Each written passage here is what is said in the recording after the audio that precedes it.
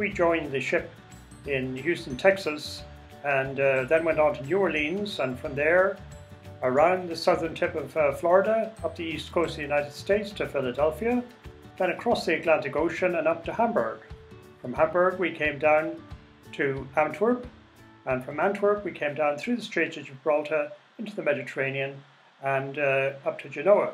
From Genoa we went on through the Mediterranean, down the Suez Canal, through the Red Sea, and then down into the Indian Ocean, across the Indian Ocean to Indonesia and Jakarta. From Jakarta we went north to Singapore, then up to Thailand, Vietnam, then up to China, then across to South Korea, on from South Korea to Japan, and then from Japan we went back across the Pacific Ocean and down to the Panama Canal, through the Panama Canal, back up to New Orleans, and then to Houston, where the voyage ends. Rickmers have 9 ships on this route, which they call the Pearl String, which goes around the world, and the ships go 2 weeks apart continuously. While we were in Houston, we went to the Mission Control Center and saw models of the various astronauts, and also a lot of the paraphernalia that was part of the space age. This is the bay of the space shuttle. This is the front of the space shuttle. And this is the cockpit of the space shuttle. You notice the instrumentation, and you'll notice that there's no throttle because there was no power on landing. We also saw the robotic arm and various other items that were very interesting to observe. Meanwhile, loading of the ship continued with all sorts of equipment. These are mining trucks heading for China, together with their large tires.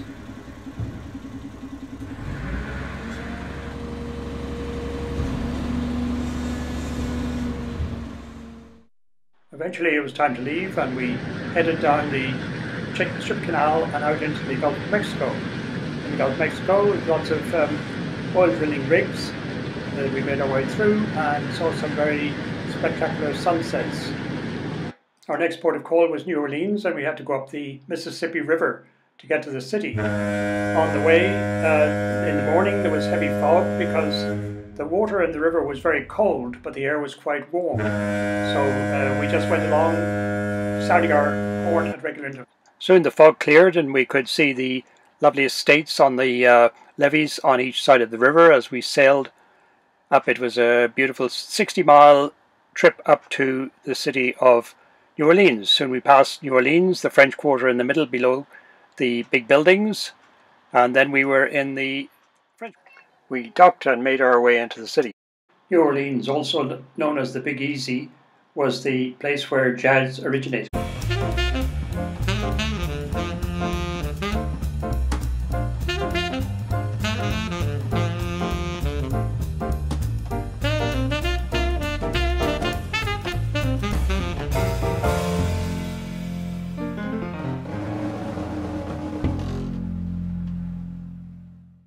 A statue of General Jackson, Stonewall Jackson, a Civil War hero.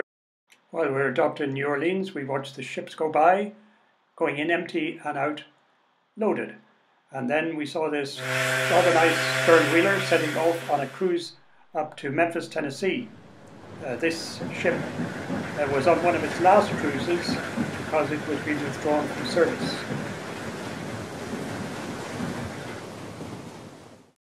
On leaving New Orleans, we came back into the ocean around Florida and up to Chesapeake Bay.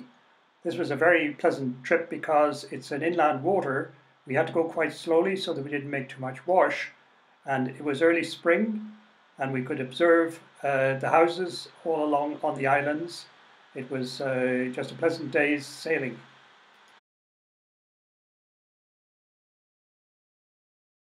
As we sailed into Philadelphia Harbor, I was surprised to see the United States Line ship United States, long since withdrawn from service. There were also lots of other ships, warships from various eras moored along the river.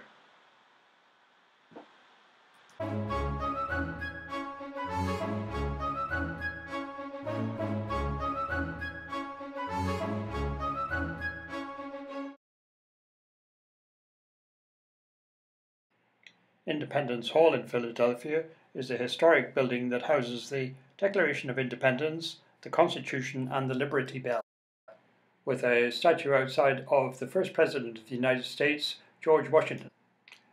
Philadelphia is an interesting historic city with many buildings built in an Art Deco style, very ornate. That was the style of the time when the city was built. Many Irish went to Philadelphia during the potato famine, and this shows the potato famine, and then arriving in Philadelphia and being greeted. In New Orleans, there were some new passengers coming on board, and it was interesting to see the food that was brought for them. The passengers turned out to be 13 white tigers that were being taken from Philadelphia to Hamburg. There's the captain admiring the animals, and there was also an animal trainer came along, and this is the animal trainer and the captain. The animal trainer had her two little dogs, and they had their own cage. The crew liked to have their photograph taken with the animal trainer. The trainer tended the animals very closely every day, and they seemed very docile and seemed to enjoy the trip, but I think they might have been drugged.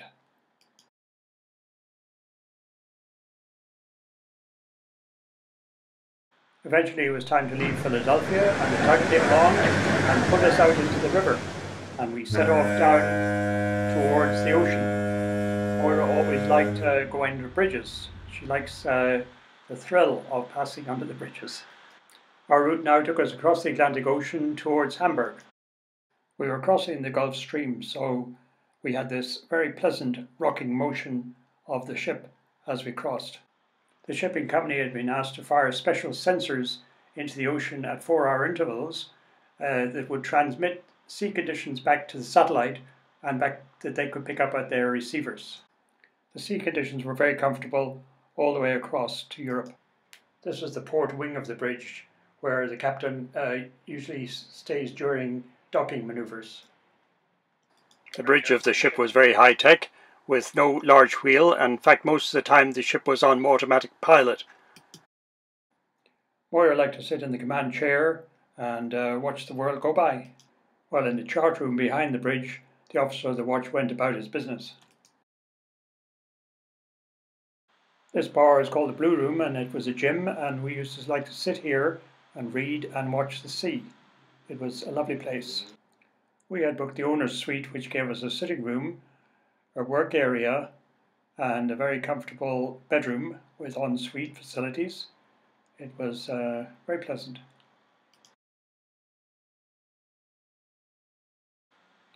At regular intervals there was emergency drill, and all the crew would muster, and sometimes we would muster, but usually we didn't have to. On these ships, the lifeboat is a torpedo type lifeboat which is launched off the back of the ship. When you get in there you have to strap yourself in. It wouldn't be a very comfortable way to leave the ship, but it would certainly be good in an emergency. Soon we were travelling through the English Channel between France and England. There was very strict traffic control of ships travelling through the English Channel. Eventually we travelled up the Elm River towards Hamburg, and there was increased traffic, and then we came to this rather interesting bridge that we had to reverse the ship underneath, which was quite a feat of seamanship.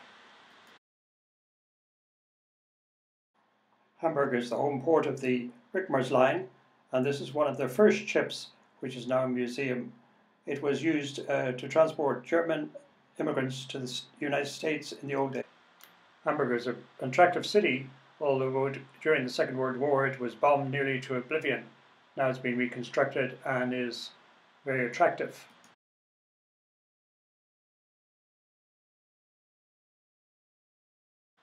Meanwhile, loading and unloading of our ship continued. The purpose of these ships is to carry large sub-assemblies and items that can be manufactured in factories much more cheaply than they can on site. Everything is assembled and then shipped. These large items, such as this generator, which is completely encased, it's lifted on and put into the hold and transported to its destination. On leaving Hamburg, we went down the Elm River again, back into the North Sea, down past the oil rigs that were pumping out the North Sea oil, and to our next port, which was Antwerp. Antwerp is a very pretty city, again a European type of city with very interesting architecture and lots of open squares. The thing with European cities is they have lots of space in the city.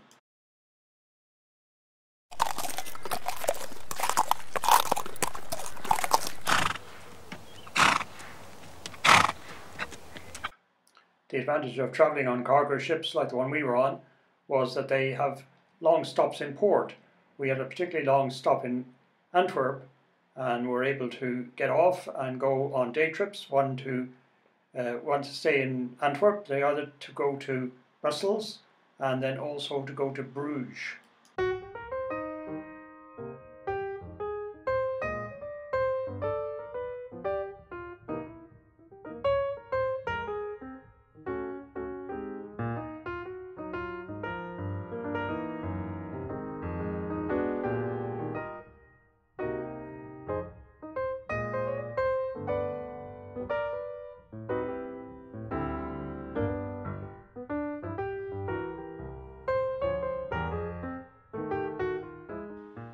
In Brussels there's this statue of a little boy relieving himself.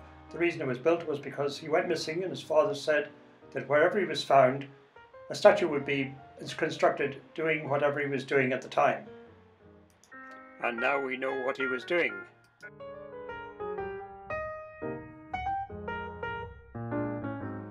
Bruges is a particularly attractive city and is rather like a film set. In fact, if you want to upset people in Bruges, you just ask them which film Bruges was built for.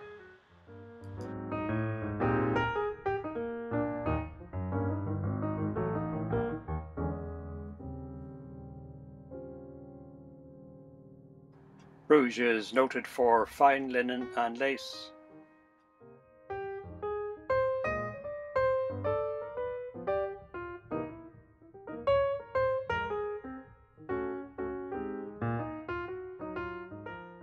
This part of Belgium is in the Low Countries, so the cities have lots of canals and with very interesting bridges that are typical in that part of the world.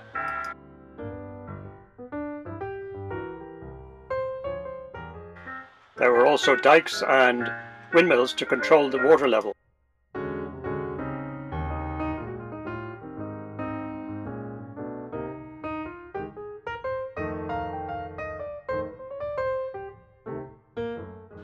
As with all the cities in this part of Europe, the cities in Belgium use bicycles extensively, as can be seen by the bicycles in this park by the railway station. Back at the ship, loading continued, and here we were taking on 4 airport buses to take to Saigon in Vietnam. They were specially built for use in airports. They were very carefully loaded into one of the forward holds on the ship.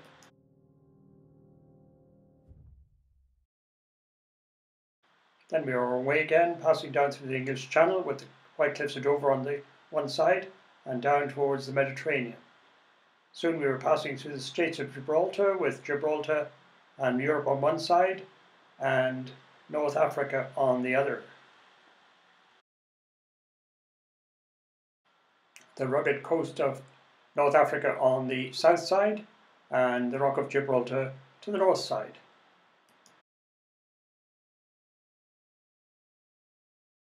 As we sailed on towards Genoa, we had this rather interesting weather phenomena where the outflow winds off the mountains of the Alps on the European side blew down very strongly and caused quite a rough sea for a short while.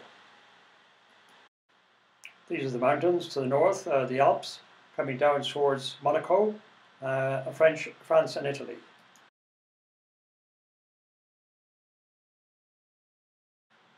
Soon we were approaching Genoa and sailed into harbour following a ferry. This part of Italy is the source of very fine Italian marble, and here we can see in the harbour lots of marble ready to be shipped out to different parts of the world. The trouble is, it rather decimates the mountains where it's quarried. In Genoa we were taking on 2 large sub-assemblies and taking them to the oil fields of Indonesia. The deck of the ship had been prepared for these items. They were going to be mounted on the decks, and before long they pulled up alongside and they were lifted. They were each 600 tons weight. It was a very delicate operation lifting them into place. We stayed round to see this first one put in place before we left and went sightseeing in Genoa.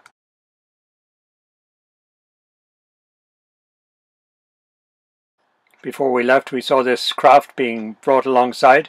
It was going on another ship and was going to Dubai. They're referred to as Dubai Specials.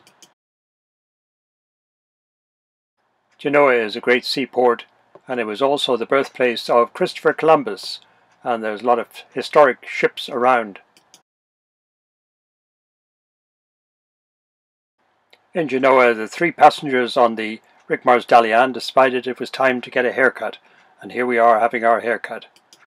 We had a long stopover in Genoa and were able to spend a lot of time exploring this very interesting Italian city. It's typical Italian with beautiful buildings, narrow alleys, and lots of coffee shops.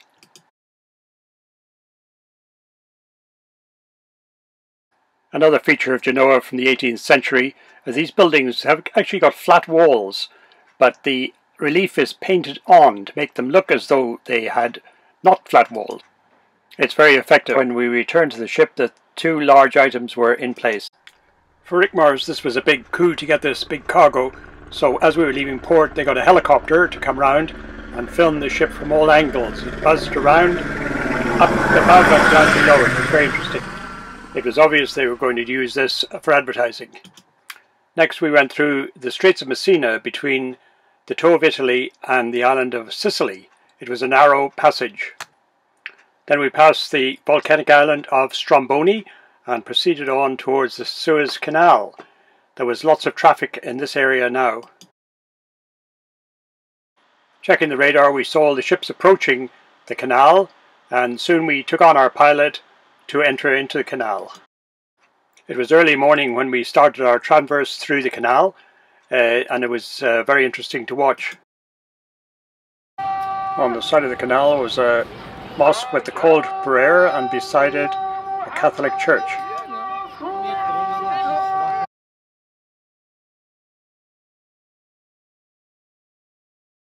The transit through the canal is at quite low speed to avoid wash on the bank.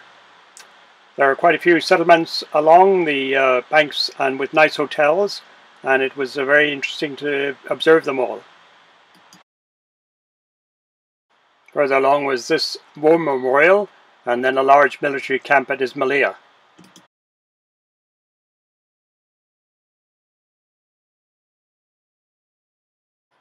Then there was this rather impressive unfinished hotel that had been built, but it didn't have planning permission, so work had stopped. When we got to the Bitter Lakes, we had to pull into the lake and anchor with the southbound convoy so that the northbound convoy could pass.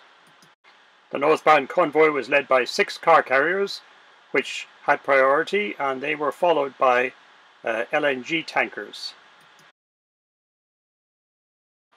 A little dhow making its way up past the ships. When we got out of the Red Sea, we set off across the Indian Ocean towards Indonesia and Jakarta. At regular intervals on a Rickmar ship, a party is held for the crew. They roast a pig, and then in the Blue Room they had a party. There were only 3 passengers on the ship, Moira and myself, and this young lady from Hamburg. Here the captain and Moira propose a toast, while the crew enjoy the company of the ladies. Being only 2 ladies on the ship, they were in great demand, especially when it came to dancing later in the evening. This young lady from Germany was boarded in Hamburg and was going to Singapore. As I said, when the dancing started, Moira and the lady from Germany were in great demand. It was a lot of fun, and I think the crew really enjoyed themselves. The ladies also enjoyed themselves.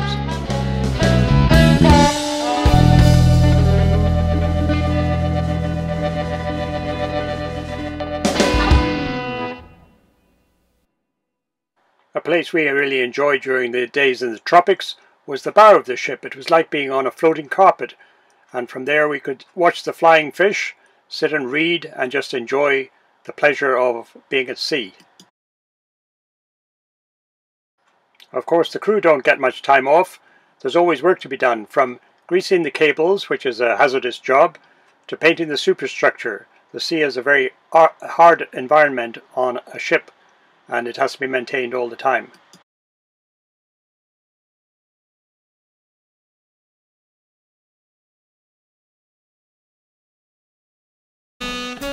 On across the Indian Ocean, many sunsets and sunrises and beautiful days. People say it must be boring on a freighter. It can't be boring. There's no such thing as boredom, not when you're at sea and there's so much to see and do. Especially when you have a nice companion to share the experience with. As we approached Jakarta, we saw marine vessels start, and then when we got into the harbour it was extremely busy. We had to anchor for a while before we get our berth, and it was just so busy in the port. After we docked, we decided to go to shore, and this going through immigration, and then we decided to get a motorbike taxi downtown. This is a rather hazardous way to travel, but it got us downtown and it was a lot of fun. We were skating along through the traffic, and before long we realized that now our driver had some money, so they had to go into a gas station to get gas because they don't have money beforehand. Indonesia, with its large number of islands, is a great place for shipping, and these are the special boats that are built to ply between the islands. Now it was time to remove the cargo off the decks. They were put on a barge and taken away to the oil rigs. Jakarta Harbour is very busy, lots of ships coming and going, and it was a great place to be. Our next port of call was Singapore, and we got off and went off to the Raffles Hotel and had a nice meal in there. This is the old colonial hotel from the time of the British Raj. Singapore, unfortunately, is not as it was in the old days when we used to visit there. Now it's just a sterile city. This is a symbol of Singapore, the head of a lion on the body of a fish. It's prominently displayed at the harbour. From Singapore we sailed north, enjoying more tropical sunsets. And then we got to Thailand. Part of our deck cargo was this boat, the Krakatoa, which was registered in London, but was destined to be unloaded in Thailand. Shortly after we berthed, it was lifted up, swung over the side with great finesse, lowered into the water, and sailed away.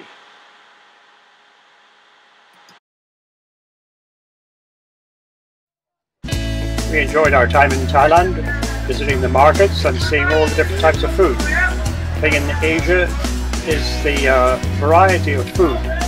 Some of it is very attractive, but some of it one might not like to eat because with our European palate, these are bugs that are roasted.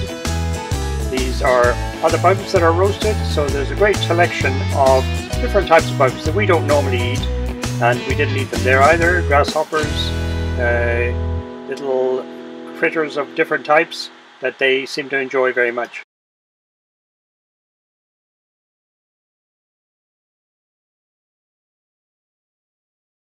We were docked at Liam Saban, and a big new dock, and this is a container ship being unloaded. They turn around very quickly. Next we set off up the Mekong River to Saigon. This river is extremely busy nowadays with all sorts of marine traffic, and it's hard to remember how not so long ago this was a war zone.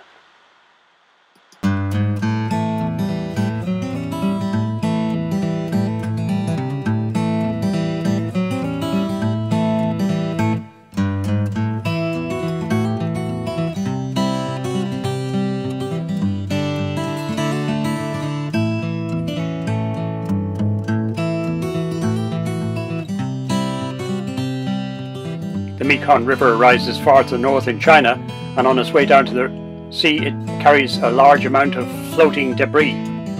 As the river widens and the water slows down, the debris is dropped out, and this is what over the centuries has formed the Mekong Delta. Loading and unloading continued on the ship.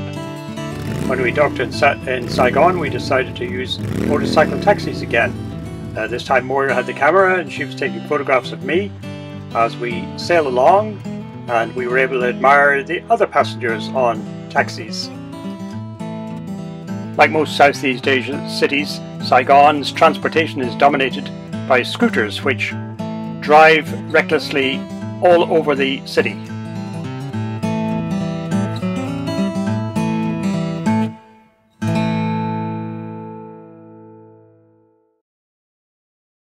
During the colonial era, Vietnam was part of French Indochina, and the French left their mark very prominently in the city. After the Vietnam War, when the Vietnamese took over, things changed slightly, and then there was more of an Oriental style, and of course there was veneration of Ho Chi Minh, the leader of the Communist Party. It's still a communist state. The two ladies with us in this picture had joined in Singapore and were leaving in Saigon. A portrait of Ho Chi Minh, who is still revered as a hero. Vietnam has a funny tax system which is based on the width of the buildings, so they're very narrow in the front and very deep to the back.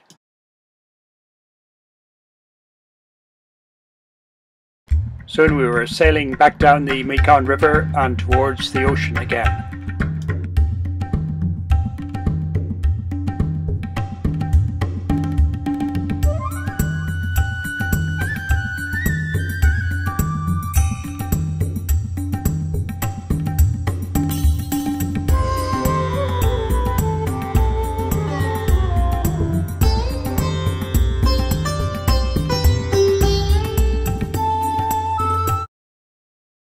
Our next port of call was Shanghai, and we made our way up the very busy Yangtze River to our dock. The Yangtze River was very, very busy with lots of marine traffic, and the air was not very good, so the visibility wasn't very good, so it was quite an interesting trip. The river traffic was unceasing, with all sorts of different sized ships making their way down the river. Interesting names for ships. This one is called the Ducky Splendid. I'd always been interested in Shanghai and the Bund, but from the old days, from Joseph Conrad's writings, but now of course it's quite different. It's a very modern thoroughfare with fancy buildings, but a lot of the old colonial buildings are still there. The colonial powers, France and Britain mainly, were very strong in Shanghai in the old days.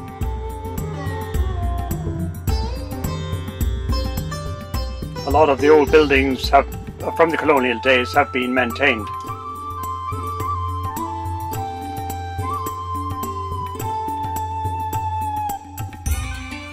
Across the river are the modern structures of Shanghai.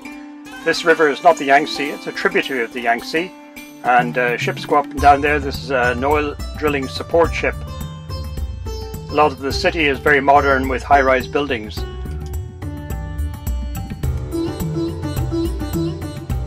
To get across the river, one can go by ferry, or one can take this Swiss-built train that goes underneath the tunnel, and it's psychedelic lights on the way. It's a fascinating trip as the lights go on and off as you go through. Shanghai is quite noticeable as a Chinese city with its architecture and the people. It's a very bustling city with malls and small streets and lanes. We had left the ship and gone ashore and got a hotel for a couple of nights to enjoy the city. People's Park, which is an oasis of quiet in the bustling city.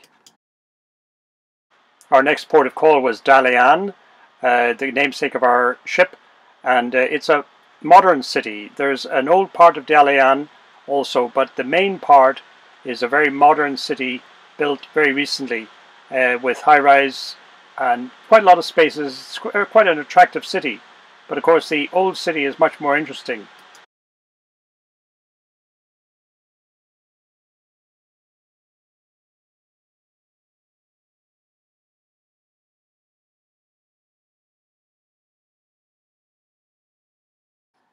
There's something interesting in this building. As you get closer, you notice we have Starbucks. Now, when we're traveling in places like this, Starbucks is always a place we look for because we can usually get Wi-Fi, which we need. When we were on this voyage, China was preparing to host the Beijing Olympic Games, and the cities were decked out and lots of entertainment was slanted towards the Olympic Games. These young children are dancing and singing and doing the routines that they were practicing for the Olympic Games when they took place. Interesting little girls, all very enthusiastic.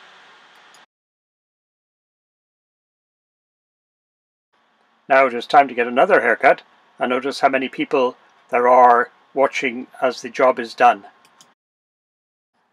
In Dalian, another Rickmers ship, the Rickmers Tokyo, caught up with us just as we were leaving. We sailed on to Busan in South Korea, where we docked and loaded and unloaded in the port there. There was an abundance of cargo waiting for our ship or other ships. The dock was just absolutely crammed with cargo. We had brought this item from Hamburg in Germany, and here it was unloaded and taken away. It was then time to sail on, and we left the dock behind with all the cargo and moved out into the harbour. Whenever we went ashore in a port, the shipping agent would give us directions to give a taxi driver to get us back to the ship. Then it was on to Japan, where we had 3 ports of call. We enjoyed sailing in the inland sea of Japan with the islands on each side, but the port we were most interested in was Kobe. When approaching a new country, we had to fly the quarantine flag until we were cleared by the health official. Kobe is an interesting city, very dynamic, but it was devastated by an earthquake in January 1995. There's a memorial park close to the water, and in it there's this figure holding the clock that stopped at the exact time of the earthquake. In this part of the city by the water, an area that was devastated by the earthquake was left as it was as a reminder of the devastation that happened. Kobe, a historic maritime port, and it has some nice buildings around the port and also some interesting features, including this monument that was given to the Japanese by the Dutch. From the port there was an interesting driverless train that ran into the city. It was very convenient. The centre of the city is very modern with malls and shopping centres. Japan is noted for its high-speed trains, the bullet trains, and we decided to take a trip on the bullet train from Kobe to Kyoto. These trains are fascinating because they're all so futuristic. Moira set up for her trip on the bullet train. We'd been to Kyoto before, but enjoyed a visit to the city again. Eventually it was time to leave Kobe and sail on to Yokohama. Again, lots of marine traffic in the inland sea as we passed. And we were approaching Yokohama, and tug came out to help assist us with our docking, and we sailed into Yokohama Harbour. Our dock was very close to the downtown area of Yokohama, so it was very convenient for going into town. Yokohama is another interesting Japanese city, very lively at night, and some very nice restaurants. An interesting thing about Japanese restaurants is that they display plastic models of the food outside so that you can see exactly what you're ordering before you go in. Seafood is very popular in Japan and very tasty and very enjoyable.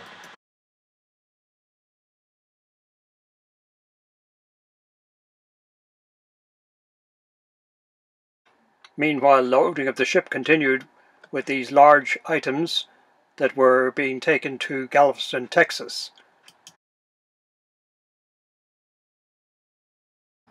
The deck cargo had to be firmly secured for the voyage. Also, a lot of equipment for wind generators were loaded. They are so large when they're seen on the ground compared with what you see when you're looking at it from the ground up in the air.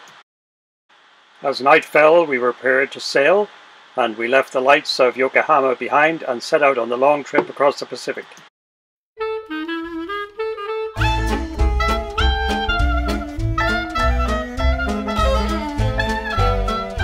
A turtle basking on the surface of the water.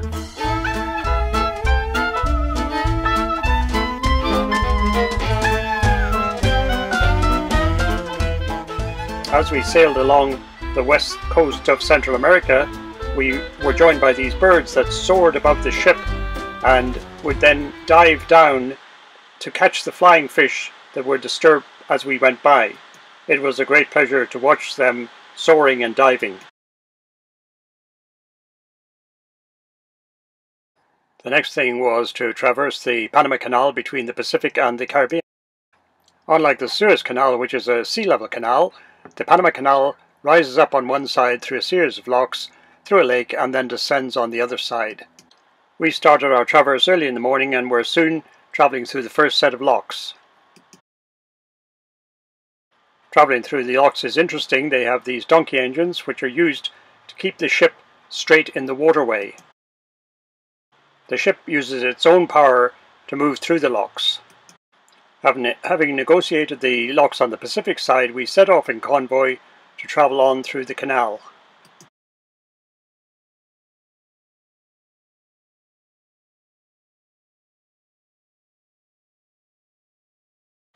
Our railway runs parallel to the canal over its full length.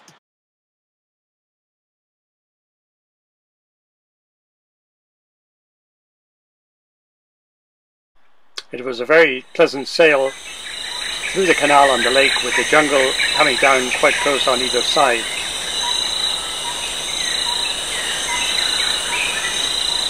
Round the world, sailors in sailboats also use the canal.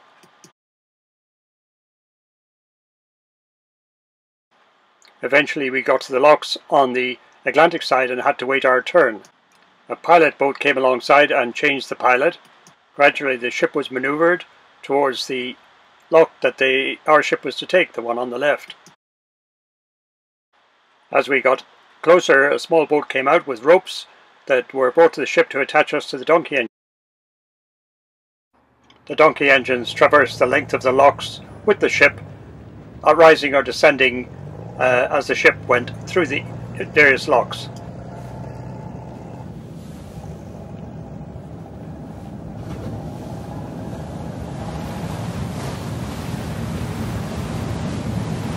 While we were going through the lock on one side, another ship was preparing to enter the locks on the other side.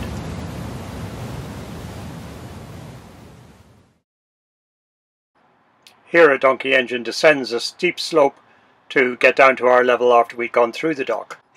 Meanwhile, the other ship in the other dock continues to make its way through. Eventually we were clear of the locks and headed towards the open sea. We passed a lot of ships waiting their turn to go through the canal.